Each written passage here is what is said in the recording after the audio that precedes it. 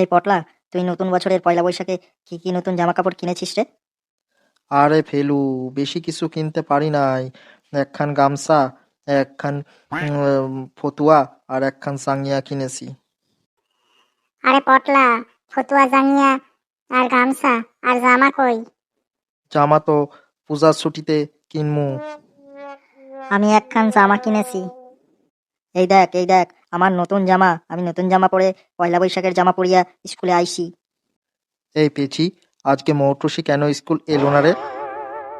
কেন হাবলু? মৌটুসি আসে নাই বলে তোর কি মন খারাপ? না না, এমনি কইতাছি।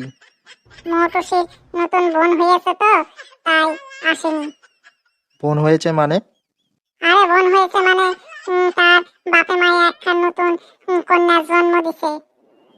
ও তাই বল, মানে মৌটুসির বাড়িতে নতুন অতিথি এসছে। হ্যাঁ হ্যাঁ, এই মানে। এই তোরা সব চুপ কর, স্যার আসছে, স্যার আসছে। বস বস, তোরা সব বস। ভালো আছিস তো তোরা? তোরা পয়লা বৈশাখে সবাই নতুন জামা কাপড় কিনেছিস? হ্যাঁ স্যার, আমরা নতুন কিনেছি। আর আপনি? এই তো আমি নতুন জামা কিনেছি। নতুন পায়জামা কিনেছি, দেখতে পাচ্ছিস না, পরে এসছি। দারুণ হয়েছে স্যার, দারুণ হয়েছে। একদম ঝাক্কাস বলিউড হিরোর মতো লাগছে আপনাকে। ঘন্টু, এই আমার হাত দেখছিস? হ্যাঁ দেখছি স্যার, দেখছি। এক থাপড়ে তোর সব দাঁত ফেলে দেবো। স্যার, আমার পা দেখেছেন? কেন, কি বেশি করবি কিছু তুই? করবে না স্যার, শুধু এক দৌড়ে পালিয়ে যাব। যত সব ফাজিল ছেলেপেলের দল। বস। আচ্ছা ফেলু, পড়া করে এসছিস তো? স্যার, আমি আবার কোন দিন পড়া করে আসি? আপনি যে প্রশ্নই করবেন আমি তার উত্তর বানাইয়া দিমু। না পারলে ধার কইরা দিমু, না পারলে চুরি কইরা দিমু। কিন্তু দিমুকে দিমু। কত বাগা কোথাকার ছেলে। ঘন্টু, তুই বলতো, ছেলেরা প্রেম করলে না করলে কার লাভ? ছেলেরা প্রেম করলে মোবাইল কোম্পানির লাভ স্যার। কি করে? কি করে? স্যার, ছেলেরা প্রেম করলে সারাদিন মোবাইল, বড় বড় দামি মোবাইল, স্ক্রিন টাচ মোবাইল, তারপরে স্মার্টফোন, অ্যাপল আইফোন সব কিনা কিনা বাপের পকেটের ফাঁকা কইরা দেয়, আর গার্লফ্রেন্ডের সাথে সারাদিন ফোনের মধ্যে চিপকে থাকে। আর ছেলেরা প্রেমে যদি ছ্যাঁকা খায়? তা হইলে স্যার সিগারেট কোম্পানির লাভ। কারণ চাকা খাওয়ার পর দিন রাত সিগারেট খাইয়া যায়। কেউ কেউ তো আবার বাংলা, তারপরে গাঁজা, তারপরে হিরোইন, এইসবেও মত্ত হইয়া পড়ে। তো তোরা কি আজকাল এরকম কিছু খেয়ে বেড়াচ্ছিস নাকি? না না স্যার, না না, আপনি জিগাইলেন তাই উত্তর দিলাম। আচ্ছা ফেলু, নতুন বছর পড়েছে, এই নতুন বছরে তুই ভালো কি কাজ করেছিস বল দেখি। স্যার, আজকেই একখান ভালো কাজ করেছি। কি কাজ বল দেখি। যদি উল্টো পাল্টা কিছু করে থাকিস তাহলে আমার হাত আর তোর পিঠের চামড়া এক করে টাইনা তোকে একদম ডুগডুগি বানিয়া বাড়িতে পাঠাইয়া দিমু। না না স্যার, ভালো কাজ করেছি, ভালো কাজ। বল দেখি গুণধর ছেলে, সেই ভালো কাজ কান কি যা তুই নতুন বছরে পয়লা বৈশাখ পড়ার পরে কইরাছিস? স্যার, আমি আর পটলা মিলে এক বুড়িকে বড় রাস্তা পার কইরা দিয়াছি। বাহ, এ তো ভালো কাজ। ফেলু, আজকাল তুই সমাজসেবাও করে বেড়াচ্ছিস, তাহলে শুনে বেশ ভালো লাগলো। এই একটু আধটু সমাজসেবা যাকে বলে স্যার। তা দুইজন মিলে কেন পার করলি? তুই তো একাই বুড়িকে রাস্তা পার করে দিতে পারতিস। স্যার, বুড়ি তো কিছুতেই রাস্তা পার হইতে চাইছিল না, আমরা জোর কইরা তাকে রাস্তা পার কইরা দিছি। হতচ্ছাড়া কোথাকার বেচারা বুড়ি, সে হয়তো হাঁটতেও পারে না, তাকে তোরা জোর করে রাস্তা পার করে দিছিস। সে রাস্তা পার হইতে চাইছিল না, আবার উল্টো পারে কি করে আসবো এইখান চিন্তা করছিস? না স্যার, ওইখান তো চিন্তা করিনি। আসলে আমরা তো ফেলটু বয়, আমাদের মগজে অত ঘিলু নাই। আমরা ভাবলাম বুড়ি বোধহয় রাস্তা পার হইবে, নতুন বছরে একখান ভালো কাজ কইরি যাই, তাই সারা বছর ভালো কাজ করব। তাই জোর কইরা বুড়িকে চ্যাংদোলা কইরা রাস্তা পার করে দিছি আমরা দুজন মিলে। গুণধর ছেলেপেলে জুতা যত জুটেছে, ভালো কাজ করেছে। আচ্ছা লেবু, বলতো পদার্থ কাকে বলে? জানি না স্যার, পদার্থ কাকে বলে? অপদার্থ কোথাকার জুটেছে আমার কপালে। আবলা, তুই এর উত্তর দিতে পারবি? না স্যার, আমিও পারবো না। যার ওজন ও আয়তন আছে তাকেই পদার্থ বলে। তাহলে স্যার আমাকে অপদার্থ বললেন কেন? আমার তো ওজন ও আয়তন দুটোই আছে, তাই আমিও তো পদার্থ নামক এই গোত্রের মধ্যে পড়ি। আমাকে অপদার্থ বললেন কেন স্যার? এটা অন্যায়, কিছুতেই মানব না। হ্যাঁ হ্যাঁ স্যার, মানবো না, মানবো না। হ্যাঁ স্যার, মানব না, মানব না। তোরা কি আজকাল স্কুলে বসে বসে ইউনিয়নবাজি করা শুরু করেছিস? না স্যার, ও তো ঠিকই কইছে, ওর ওজন ও আয়তন আছে, তাই ও পদার্থ, ওকে আপনি অপদার্থ কইলেন কেন? আরে কইছি কি আর সাধে, তোদের মধ্যে পদার্থ যদি থাকতো এক এক ক্লাসে তোরা 3 বছর কইরা ফেল করতিস না। আচ্ছা পেচি, তুই একটা প্রশ্নের উত্তর দে দেখি। ধর, একটা লোক কিছুক্ষণ চুপচাপ চেয়ারে বসে থাকেন, হঠাৎ লাফিয়ে উঠে চিৎকার চেঁচামেচি করেন, লাফালাফি করেন, হাত পা ছোটাছুটি করেন, কিছুক্ষণ পর আবার বসে পড়েন। এই ব্যক্তি সম্পর্কে তোর কি মতামত বল দেখি। না স্যার, আমি তো বলতে পারবো না। পটলা, তুই বলতে পারবি?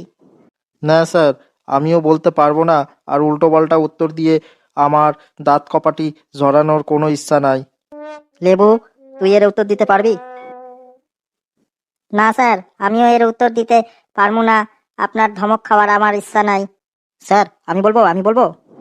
তোর উত্তর শুই না তো আমি আগেই অজ্ঞান হইয়া যাইব, জানি তুই কি উত্তর দিবি।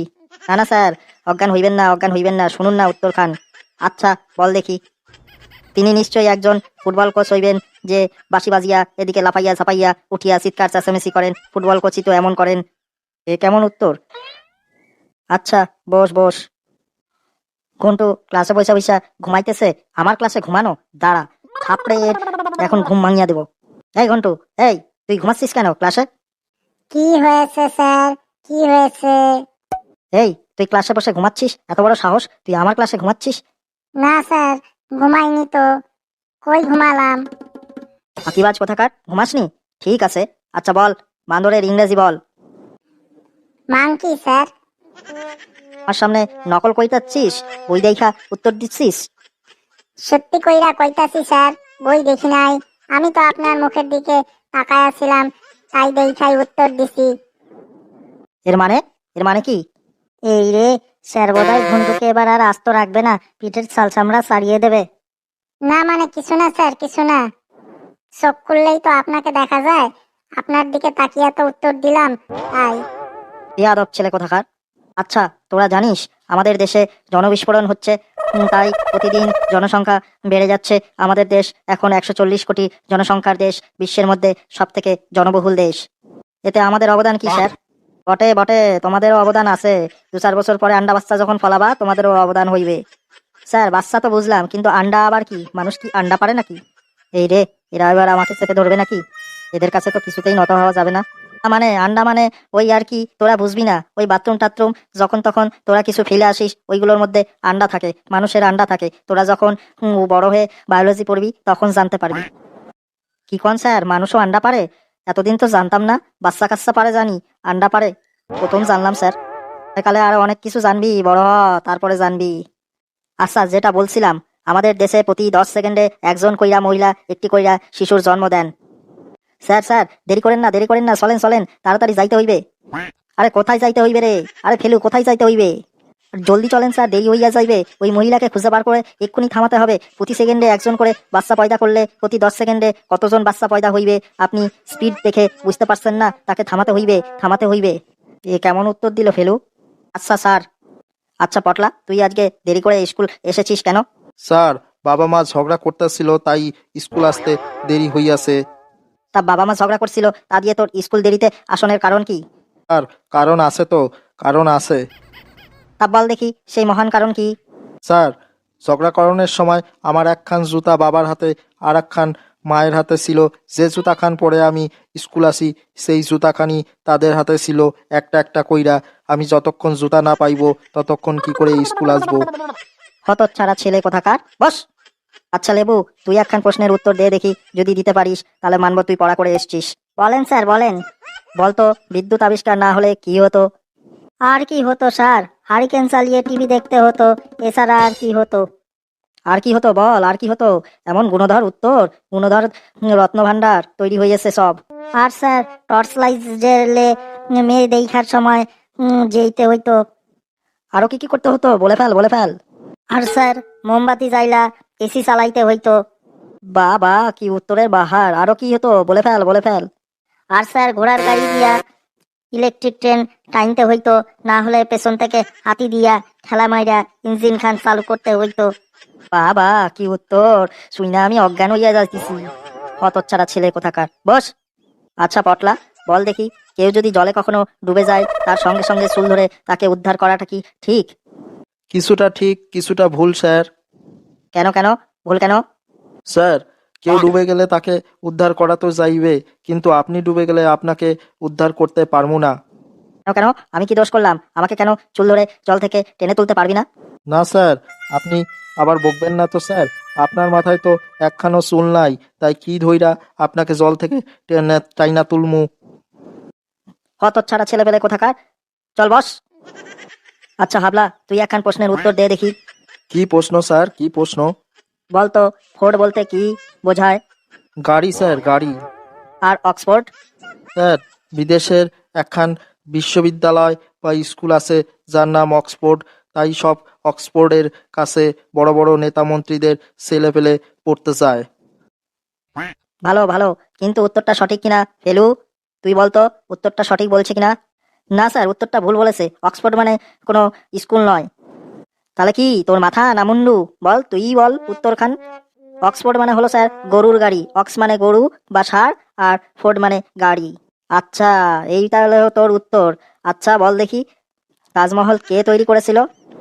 মিস্ত্রিরা স্যার, মিস্ত্রিরা। আচ্ছা, অবজেক্ট সহ একটি ইংরেজি বাক্য বল দেখি। You are very honest man. এই বাক্যে অবজেক্টটা কি? ভালো নম্বর পাওয়া স্যার। কোন থেকেই চাটুকারিতা শিখে গেছো? পরীক্ষার তো সময় লেখনের ক্ষমতা নাই, মাস্টারকে চাটুকারিতা করার বেলায় আসো। আচ্ছা লেবু, বল দেখি, মায়ের চোখের জল আর প্রেমিকার চোখের জলের মধ্যে পার্থক্য কি? স্যার, মায়ের চোখের জল হার্টের ওপর প্রভাব ফেলে, আর প্রেমিকার চোখের জল পকেটের ওপর প্রভাব ফেলে। কথাটা মনে হয় লেবু কিছুটা ঠিকই বলছে। আচ্ছা, তোদের মধ্যে কে বলতে পারবি ওয়াইফ শব্দটি এলো কিভাবে? আমি বলবো স্যার, আমি বলবো। কে, গুণধর পটলা? তুই? আচ্ছা বল দেখি। আসলে স্যার, ইংরেজি ওয়াইফ শব্দ দুটি শব্দের সংকোচন স্যার। মানে? দুটি শব্দের সংকোচন মানে? বুঝিয়ে বল দেখি। স্যার, ইংরেজরা খুব কায়দাবাজ জাত, তারা দুটি শব্দ থেকে এই শব্দটিকে বানিয়েছে। তাই বটে, কিভাবে কিভাবে? স্যার, ওয়াইল্ড লাইফ শব্দ দুটির সংক্ষিপ্ত রূপ হচ্ছে ওয়াইফ। হারামজাদা ছেলে, পেটিয়ে তোকে লাল করে ফেলবো বেয়াদব। তবে পটলা বোধহয় কথাটা ঠিকই বলছে, মনে হয় কথাটা সত্যিও হতে পারে। আচ্ছা, আগামীকাল তোদের সূর্যের ওপর পড়াবো, সবাই উপস্থিত থাকবি কিন্তু। স্যার, আমি থাকতে পারবো না স্যার, আমি থাকতে পারবো না। এত বড় সাহস তোর! আমি বলছি আমি পড়াবো, সূর্যের ওপর পড়াবো, আর তুই থাকতে পারবি না? মুখের ওপর বলে দিলি, এত বড় সাহস তোর! স্যার, আপনি তো সূর্যের ওপর ক্লাস নিতে যাচ্ছেন, অত গরম জায়গায় তো সবাই পুড়ে মরবে। আমি নতুন জামা কাপড় পরিয়া একটু ফাটফুটানি দিয়া বেড়ামু, নতুন পয়লা বৈশাখের পরে আমি সূর্যের ওপর ক্লাস করতে গিয়া পুড়ে মরতে চাই না। হায় হায়, কি ছেলেপেলের দল তৈরি হয়েছে, কি ছেলেপেলের রত্ন তৈরি হয়েছে। প্রতিদিন ক্লাস নিতে আইসা আমি অজ্ঞান হইয়া যাই, আজকেও হইলাম। আজ আমি আসি রে, আজ আসি। এই, তোরা প্রতিদিন স্যারকে রাগিয়ে দিস, আর স্যার বিরক্ত হয়ে ক্লাস থেকে চলে যায়। এই জন্যেই তো স্যার আমাদের ভালোভাবে ভালো চোখে দেখে না। স্যার আমাদের ভালো চোখে দেখুক না দেখুক, আপনারা তো আমাদের ভালোবাসেন, ভালো চোখে দেখেন। আমাদের ভিডিওটা লাইক করবেন, বেশি বেশি করে শেয়ার করবেন, আর আমাদের চ্যানেলটা সাবস্ক্রাইব করে ভিডিওগুলো দেখবেন। পরবর্তী ভিডিওর জন্য অপেক্ষা করুন। নমস্কার।